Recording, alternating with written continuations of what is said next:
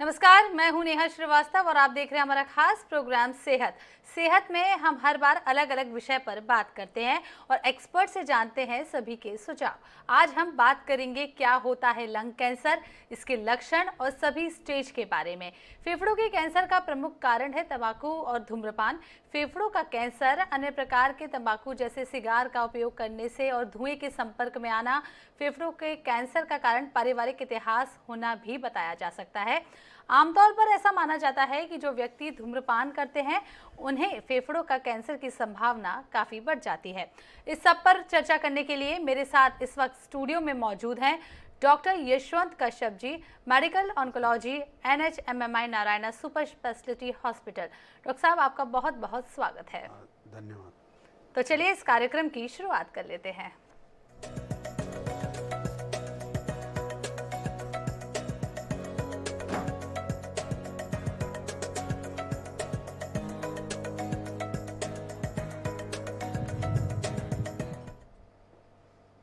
जी doctor साहब, सबसे पहले तो आपसे यही जान लेते हैं कि लंग कैंसर होता क्या है। जैसा कि फेफड़े शरीर का बहुत ही महत्वपूर्ण अंग है। शरीर में दो फेफड़े होते हैं जो कि जब उसकी कोशिकाओं में तत्वों जैसे तंबाकू और धूम्रपान के जो तत्व हैं उनके प्रभाव से जब उनकी अनियंत्रित उनके बढ़ाव होने लगता है तो उसके कारण जो फेफड़ों का जो कार्य क्षमता है वो कम हो जाती है और वहाँ पर एक गांठ आ जाती है, जिसके कारण ये मेन कारण है लंग कैंसर होने का। जी डॉक्टर साहब, कैसे पता चलता है कि लंग कैंसर हो रहा है? मतलब इसके कोई सिम्टम्स ऐसे रहते हैं जिससे हमें पता चले कि जो भी व्यक्ति है या जो पेशेंट है वो लंग कैंसर से पीड़ित होता जा रहा है? जैसा कि इसका जो मेन लक्षण है वो है खांसी।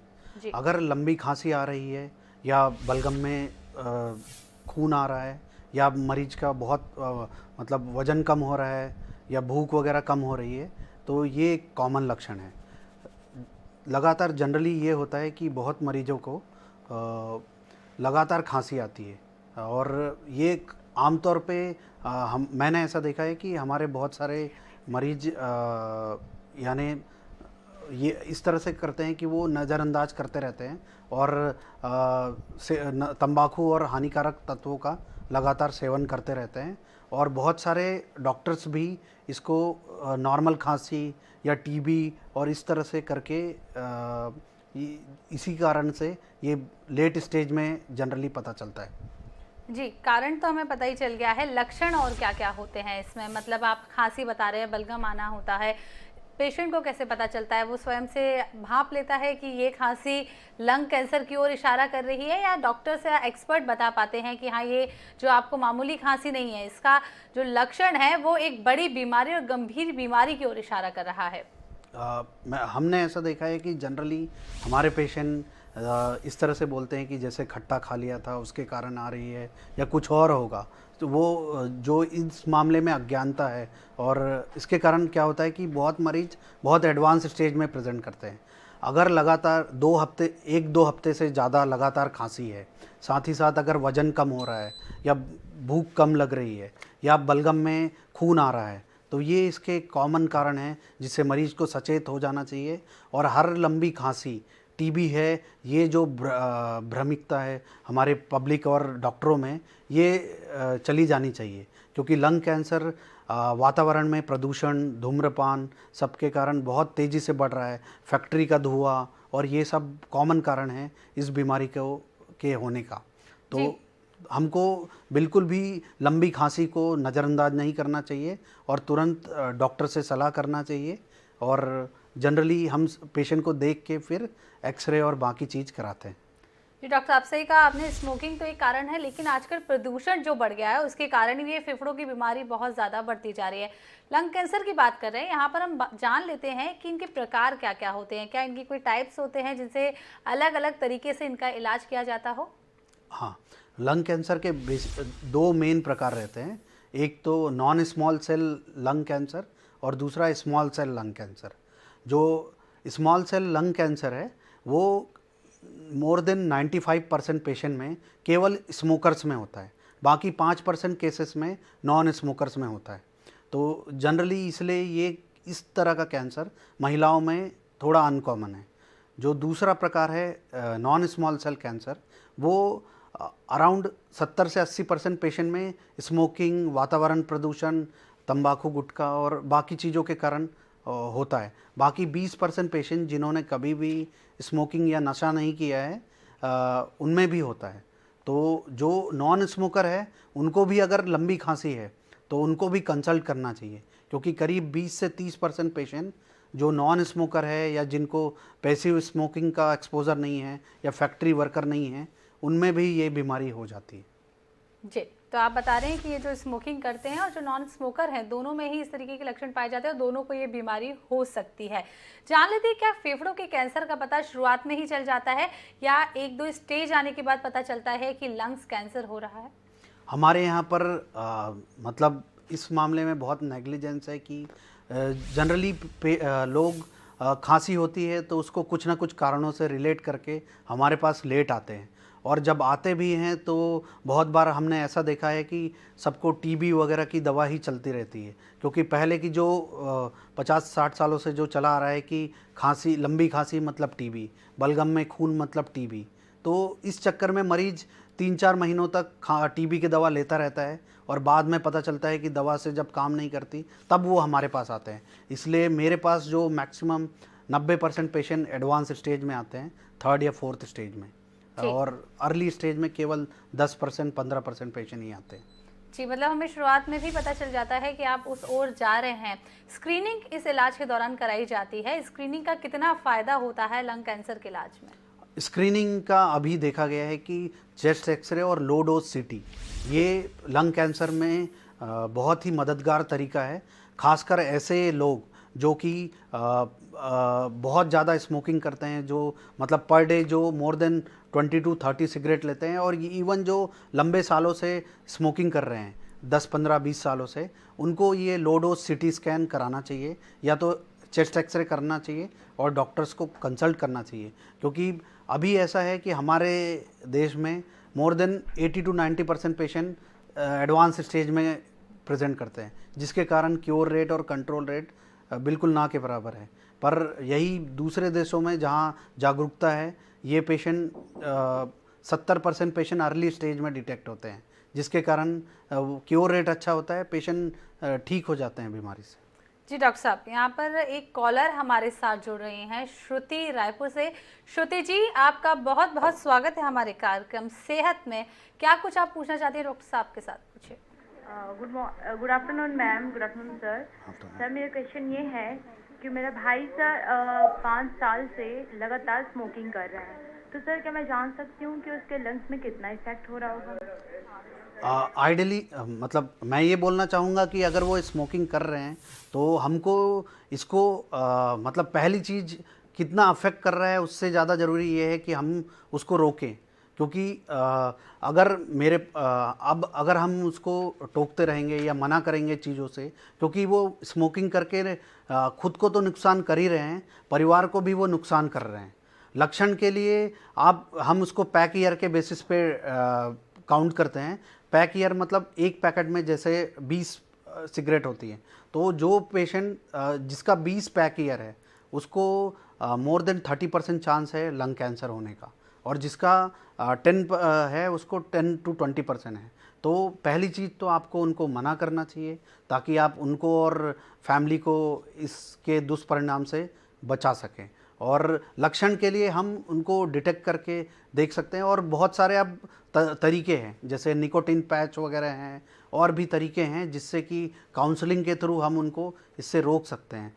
कोई भी जो इमेजिंग है जैसे चेस्ट एक्सरे, सीटी स्कैन, ये सब का फ़ायदा नहीं है, इसलिए नहीं है क्योंकि पहले रोकना ज़रूरी है चीज़ों को।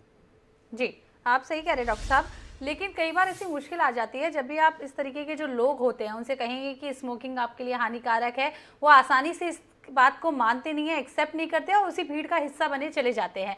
लेकिन क्या आप कुछ एडवाइस करते हैं अपने पेशेंट्स को, और किस तरीके से उनका ब्रेन वॉश किया जाता है और इससे दूर रहने की सलाह दी जाती है? जैसे अभी नई तरीके आ चुके हैं, जैसे निकोटिन पैच आ चुके हैं, जिसके थ्रू हम इन पेशेंट्स को उन पैच के थ्रू या बाकी ड्रग्स के थ्रू उनका जो स्मोकिंग का जो अर्ज है उसको हम कम कर सकते हैं। और ख़ासकर हम एक डेडिकेटेड काउंसलिंग सेशन उनके साथ कर सकते हैं। और जनरली ये एक सेशन में नहीं होता है, जनरली स्मोकिंग और अल्कोहल सिजेशन के लिए हमको पेशेंट के साथ मल्टीपल सेशंस करने पड़ते हैं। और फैमिली का बहुत बड़ा रोल है, जैसे परिवार अगर एक्टिव है और प्रोग्रेसिव है तो ये चीज़ें आसानी से की जा सकती हैं। जी, मतलब फैमिली का एक आप बता रहे हैं बहुत बड़ा रोल है, इसको फैमिली में यहाँ पर एक्टिव रहना चाहिए।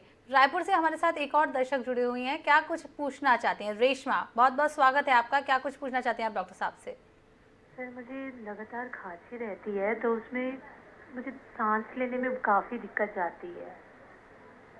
तो आपकी मतलब एज कितनी है, और भी कुछ फैक्ट्री वर्कर हैं या कुछ ऐसा और भी नहीं कुछ? नहीं सर, मेरी एज है 23, पर लगातार एक हफ्ते तक अगर खांसी होती है तो एकदम सांस फूलने लगती है। अगर इस तरह की संभावना है तो जनरली क्या होता है कि जो वायरल इन्फेक्शन या रेस्पिरेटरी इन्फेक्शंस इनकी संभावना रहती है, आपको डॉक्टर को कंसल्ट करना चाहिए।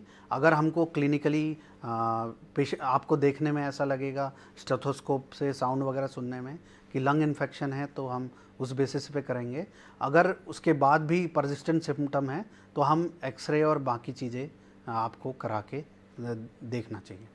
जी रेशमा, मुझे उम्मीद है कि आपको अपने सवाल का जवाब मिल गया होगा। डॉक्टर साहब आगे बढ़ते हैं, लंग कैंसर के लिए किस तरीके की प्रोसेस होती है, इसके ट्रीटमेंट की क्या प्रोसेस होती है और टेस्ट कराने की क्या प्रोसेस होती है? जैसा कि कैंसर में हम लोग हमेशा बोलते हैं कि ये एक टीम एफर्ट है और इसका मल्टी मोडालिटी अप्रोच रहता है। मतलब हम लोग एक ट्यूमर वो एक मिल के, जैसे कि मैं मेडिकल ऑन्कोलॉजिस्ट हूँ, कैंसर रोग विशेषज्ञ, तो बेसिकली मैं कीमोथेरेपी, टारगेटेड थेरेपी, इम्यूनोथेरेपी से डील करता हूँ। इसी तरह से सर्जरी बहुत ही बैकबोन है, रेडिएशन भी इसका बैकबोन है। तो कोई भी जब हमारे पास सस्पेक्टेड पेशेंट रहता है तो जनरली हम x ray and biopsy and based further उसके बेसिस पे सीटी स्कैन वगैरह करा के देखते हैं और पेशेंट के फिटनेस को चेक करने के लिए बाकी ब्लड रिपोर्ट्स कराते हैं। तो बायोप्सी में अगर कैंसर निकलता है तो हम स्टेजिंग कराने के लिए सीटी स्कैन वगैरह जांच करते हैं और बेस्ड ऑन स्टेजिंग फिर हम सब लोग एक साथ मिलते हैं, मतलब surgeon, radiation and medical oncologist, और उसके बेसिस पे हम थेरेपी प्लान करते हैं। अगर एकदम फर्स्ट स्टेज है, फर्स्ट या सेकंड स्टेज है, जो कि हमारे देश में बहुत ही कम है, कम होते हैं क्योंकि सब पेशेंट लेट स्टेज में आते हैं नज़रअंदाज करते हुए, तो ऑपरेशन का रोल रहता है। अगर थर्ड फोर्थ स्टेज है तो जो मेन थेरेपी रहती है वो chemotherapy, targeted therapy and immunotherapy रहती है। रेडिएशन का भी जो रोल है वो इनिशियल स्टेजेस में और बाकी में सपोर्टिव में रोल है। जी डॉक्टर साहब, ये भी जान लेते हैं क्या लंग कैंसर का इलाज कारगर है या कितने % तक केस ठीक हो सकता है, या किसी एक स्टेज पर आपके पास मरीज आ रहा है उसी स्टेज पर इलाज पूरी तरीके से कारगर साबित हो सकता है? लंग कैंसर में अगर पेशेंट स्टेज 1 में आ रहा है तो क्योर रेट अराउंड 80% है, means 80% patient will life long के लिए ठीक हो जाएंगे। अगर स्टेज 2 है तो क्योर रेट अराउंड 60% है। अगर स्टेज 3 है तो क्योर रेट अराउंड 30-40% है। अगर स्टेज 4 है तो cure rate less than 10 to 20% है। But newer drug, immunotherapy and newer chemotherapy molecule से उनकी क्वालिटी ऑफ लाइफ और सर्वाइवल बढ़ चुके हैं। अभी हमारे पास बहुत सारी टारगेटेड ड्रग आ गई हैं जिसके थ्रू बहुत सारे हमारे पेशेंट लंबा सर्वाइव कर रहे हैं, इवन 4th स्टेज में। जी, तो आप बता रहे हैं कि स्टेज वाइज यहाँ पर अगर इलाज होता है तो उसका एक % है जो कारगर साबित हो सकता है। यहाँ पर बात ये भी कर लेते हैं कि लंग कैंसर कितना गंभीर और ये कितनी गंभीर बीमारी है, लोगों को इसके लिए किस तरीके से जागरूक होना चाहिए? लंग कैंसर बहुत गंभीर बीमारी है, एग्रेसिव कैंसर है। 4th स्टेज में बिना थेरेपी के एवरेज लाइफ 1 साल 6 महीने से कम है, तो ये इतनी गंभीर बीमारी है। तो इसीलिए लोगों को इनको बिल्कुल नज़रअंदाज नहीं करना चाहिए सिम्टम्स को। जी डॉक्टर साहब, यहाँ पर एक और कॉलर हमारे साथ जुड़ रही हैं, कृतिका। कृतिका जी, बहुत बहुत स्वागत है आपका INS सेहत में। क्या कुछ सवाल आप डॉक्टर साहब से पूछना चाहती हैं? मुझे 2 साल से खांसी है, तो मैंने हर जगह इसका इलाज कराया है। जी कृतिका जी, आपकी आवाज़ नहीं सुनाई दे रही है, धीमी सुनाई दे रही है, थोड़ा सा आप जोर से बोलेंगी, अपना सवाल पूछेंगी। हेलो जी पूछिए आप सवाल। जी, लगातार 2 साल से मुझे खांसी है। जी तो ओके, आपकी एज कितनी है कृतिका जी? 18। 18, ओके। जी। और कुछ एलर्जी वगैरह है? मतलब क्या होता है कि जनरली लंग कैंसर में ये इतनी एग्रेसिव बीमारी है कि अगर 2 साल से पेशेंट की खांसी है तो उतने सर्वाइवल नहीं रहता है पेशेंट का। पेशेंट इतना लंबा हिस्ट्री नहीं रहेगा। पेशेंट अगर 6 महीने से खांसी है तो पेशेंट हमारे पास व्हील चेयर में आएगा, व्हील चेयर या स्ट्रेचर में। तो इसका मतलब आपको एक्सरे वैसे करा लेना चाहिए, बट इतनी लंबी खांसी के लंग कैंसर के चांसेस कम हैं, क्योंकि ये इतनी एग्रेसिव बीमारी है कि पेशेंट अगर लंग कैंसर है तो 6 महीने 1 साल में व्हील चेयर स्ट्रेचर में आ जाएगा। तो वो इतना फिट और ऐसे नहीं रहेगा। तो मे बी आपको एक्सरे कराना चाहिए, और अगर एलर्जी या कुछ होगा तो उसके लिए आपको ट्रीटमेंट करना चाहिए। जी डॉक्टर साहब, यहाँ पर ILD भी एक लंग से जुड़ी बहुत गंभीर बीमारी है, लेकिन कई बार लोग कंफ्यूज हो जाते हैं कैंसर और ILD। जो पेशेंट होते हैं जब तक आप पूरा ट्रीटमेंट नहीं कराते हैं, किस तरीके से पहचान होती है कि ILD और लंग कैंसर में डिफरेंस क्या है? ILD एक क्रोनिक बीमारी है, पर वो नॉन कैंसर बीमारी है। तो ILD के बहुत सारे कारण होते हैं, जैसे कि रूमेटॉइड आर्थराइटिस और भी बीमारियां हैं जिनके कारण ILD होता है, या कुछ दवाओं से भी होता है, वो इंटरस्टिशियल लंग डिजीज़ उनके कारण होता है। तो ये अगर फैक्टर का हम ट्रीट करें तो ILD ठीक हो सकता है। पर ILD का पर लंग कैंसर ऐसा है कि अगर हम उसको मल्टी मोडालिटी ट्रीट नहीं करते हैं, सर्जरी, रेडिएशन या कीमोथेरेपी से, तो वो ठीक नहीं होता है। तो लंग कैंसर देखा जाए तो ILD से भी गंभीर बीमारी है, और लोगों को उसके लिए बहुत जागरूक रहना चाहिए। और ILD का जो रिस्क फैक्टर ज़रूरी नहीं है कि स्मोकिंग है, बट लंग कैंसर का जो मेन रिस्क फैक्टर वो धूम्रपान, गुटखा, तंबाकू और अल्कोहल, नशा है। क्योंकि बहुत बार ऐसा देखा गया है कि जो लोग अल्कोहल और ये सब लेते हैं वो साथ ही साथ स्मोकिंग भी यूज़ कर रहे होते हैं। जी डॉक्टर साहब, ILD में जिस तरीके से ऑक्सीजन की कमी होती है, जो मेन बीमारी होती है, उसमें सांस लेने में दिक्कत का सामना करना पड़ता है। उसके बाद आप कई सारे कंसंट्रेटर यूज़ कर देते हैं, NIV यूज़ कर लेते हैं। क्या लंग कैंसर में भी इस तरीके के लक्षण आ जाते हैं, एक स्टेज में आने के बाद सांस लेने की परेशानी हो जाती है? हाँ, ऐसा ही होता है, क्योंकि होता ये है कि एडवांस लंग, फेफड़े बहुत इम्पॉर्टेंट अंग है, जो कि हम वातावरण के ऑक्सीजन को फिल्टर करके हमारे इम्पॉर्टेंट ऑर्गन्स तक पहुंचाते हैं।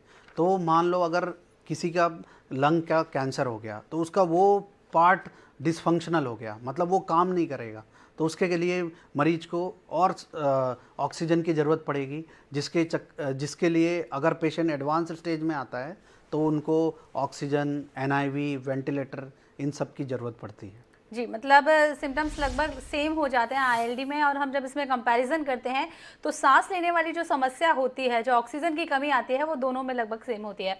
बचाव की भी बात कर लेते हैं। ट्रीटमेंट एक अपनी तरफ होता है, इसके अलावा आप बता रहे हैं कि धूम्रपान को रोकने के लिए भी सलाह देनी चाहिए। क्या कोई ऐसा डाइट चार्ट भी होता है जिसे फॉलो करना चाहिए अगर आप पहली या दूसरी स्टेज पर हैं? डाइट का इतना ज़्यादा रोल नहीं रहता है इसमें, पर मेन प्रिवेंशन, जैसा कि आपने बोला, बहुत इम्पॉर्टेंट है। आजकल जो सेकंड टाइप की मतलब मार्केटिंग होती है, जो न्यूज़ पेपर में जो जितने भी हमारे स्टार्स, स्पोर्ट्समैन जो एक तरह से इनडायरेक्टली स्मोकिंग और तंबाकू और अल्कोहल का प्रमोट करते हैं, ये सब बंद होना चाहिए। क्योंकि एज अ डॉक्टर हमको बहुत दुख होता है कि पेशेंट की जब हम ये इस तरह की जर्नी देखते हैं जो कि प्रिवेंटेबल कॉज है, जिनको बचाया जा सकता है, जिसके कारण लाखों लोगों को अपने जान से हाथ धोना पड़ता है, और बहुत सारी फैमिली अफेक्टेड हो जाती है, और पैसे पे भी बहुत, कॉस्ट ऑफ थेरेपी पे भी बहुत बर्डन पड़ जाता है फैमिली प्लस। और कैंसर एक बहुत महंगी बीमारी है जिसके कारण पूरी फैमिली अफेक्ट हो जाती है। जी सही बात बता रहे हैं आप। कैंसर एक काफ़ी महंगी बीमारी है। यहाँ पर हमारे साथ एक और कॉलर जुड़े हैं। जी, क्या नाम है आपका और आप कहाँ से बोल रही हैं? क्या सवाल आप डॉक्टर साहब से पूछना चाहती हैं? जी, मेरा नाम अवनीत है, मैं रायपुर से बोल रही हूँ और मेरा ये सवाल है कि क्या धूम्रपान करने से सिर्फ फेफड़ों पे इफेक्ट पड़ता है या औरतों को कंसीव करने में भी दिक्कत आती है? हाँ, ये बहुत ही आपने सही बोला। धूम्रपान करने से एक सिगरेट के पैकेट में 4000 से ज़्यादा केमिकल होते हैं और ये केमिकल्स बॉडी के हर ऑर्गन को अफेक्ट करते हैं और इवन फर्टिलिटी भी एक इम्पॉर्टेंट एक्टिव सेल्स होते हैं तो वो भी प्रभावित होती है। तो ऐसा देखा गया है कि जो महिलाएं धूम्रपान या अल्कोहल या तंबाकू गुटखा खाती है उनके में भी फर्टिलिटी कम हो जाती है, क्योंकि एक्टिव सेल्स जो फर्टिलिटी कराते हैं प्रेगनेंसी वगैरह के लिए इम्पॉर्टेंट रहते हैं वो कम हो जाते हैं। जी, फर्टिलिटी में यहाँ पर इशू हो जाता है वक्त धूम्रपान करने से। उम्मीद है आपको अपने सवाल का जवाब मिल गया होगा। डॉक्टर साहब, यहाँ पर जान लेते हैं कि देश भर में यहाँ पर हर साल लाखों की संख्या में लंग कैंसर के मरीज सामने आते हैं और छत्तीसगढ़ में भी आंकड़ा लगातार बढ़ता जा रहा है। क्या कुछ कहेंगे? कारण है कि स्मोकिंग तो है ही, इसके अलावा क्या पॉल्यूशन भी एक बहुत बड़ा कारण सामने आ रहा है लंग कैंसर को लेकर? जी हाँ, पोल्यूशन एक बहुत बड़ा कॉमन वो है। जिस तरह से हमारे गाड़ियाँ और बाकी चीज़ें और वातावरण, फैक्ट्री के सोर्सेस और बहुत चीज़ें बढ़ती जा रही हैं। इवन जो गैस के जो रेडॉन गैस होती है जो कुकिंग है उसके कारण भी प्रदूषण बहुत ही तेज़ी से बढ़ता जा रहा है। ये भी एक कॉमन फैक्टर है जिसके कारण मेरे पास बहुत पेशेंट आते हैं जो ये बोलते हैं कि हमने तो कभी नशा गुटखा ये सब नहीं किया फिर भी हमको बीमारी हुई। पर हम इतने दूषित वातावरण में सांस ले रहे हैं कि आजकल ये चीज़ें बहुत, जो मैंने आपको बताया था कि लंग कैंसर 80% स्मोकर में होता है, 20 में नॉन स्मोकर। इन बाकी कारणों के कारण ये जो रेशियो है वो 70-30 होता जा रहा है। जी डॉक्टर साहब, फाइनल आपसे एक कमेंट जानना चाहेंगे। क्या कुछ आप हमारे दर्शकों से कहना चाहेंगे? लंग कैंसर से बचने के लिए उन्हें क्या करना चाहिए? कोई एडवाइस आप देना चाहें?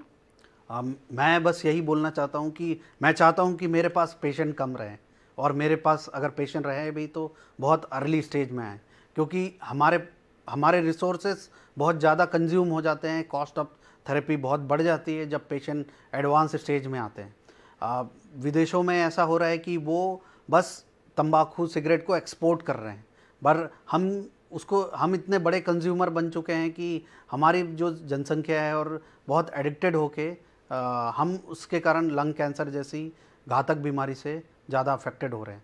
तो इन नशाओं को पूरा डिस्कार्ड करना चाहिए। गवर्नमेंट को और पब्लिक को बहुत अवेयरनेस रहना चाहिए। कोई अगर पब्लिक प्लेस में स्मोकिंग और बाकी नशा कर रहा है तो उनको टोकना चाहिए, जो कि बहुत हमारे यहाँ पर नेग्लेक्ट हो जाता है। जी डॉक्टर साहब, आपका बहुत बहुत शुक्रिया। आप हमारे शो में आए और हमारे दर्शकों को ढेर सारी जानकारी दी। आप सब भी यदि लंग कैंसर से या कुछ भी आपको इससे रिलेटेड बीमारी या सिम्टम्स नज़र आ रहे हैं तो एक बार NHMMI Narayana super speciality hospital का रुख कर सकते हैं। डॉक्टर साहब आपको वहां पर सभी तरीके की जानकारी दे सकते हैं। तो आप सब भी अपना खूब सारा ध्यान रखिए, क्योंकि आप स्वस्थ हैं तो आपका परिवार भी स्वस्थ है। फिलहाल INS सेहत में बस इतना ही। मुझे दीजिए इजाज़त। नमस्कार।